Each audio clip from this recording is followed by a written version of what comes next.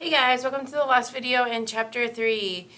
In this video, we're going to talk about our last periodic trend, and that is metallic characteristic.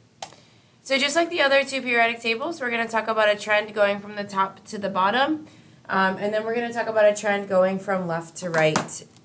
I don't love the columns that your textbook picked. I think they could have picked a slightly different column, and it would be a lot easier to understand. So I'm going to pick a different column when I talk about this.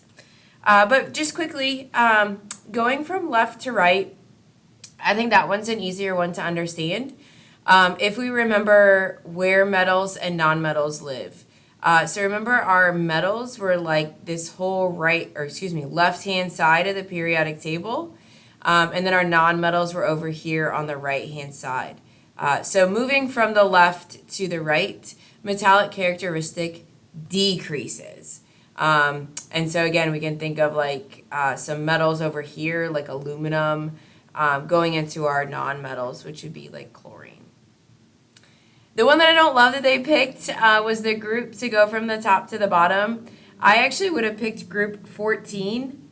So 14 consists of carbon, silicon, germanium, and then indium,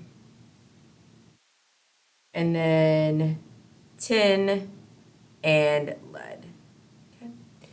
So with like these, I think we can wrap our brain around it a little bit easier. So tin and lead, we can picture what that looks like. Lead pipe, tin like container.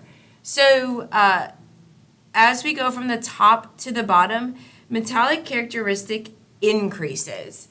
So carbon is a non-metal. And then as we move down, we get to two things that we're very familiar with as being metals. So metallic characteristic top to bottom increases. Metallic characteristic left to right decreases.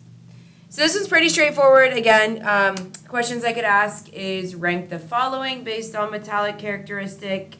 I could give you 3 or 4 elements and say which is the most metallic, least metallic.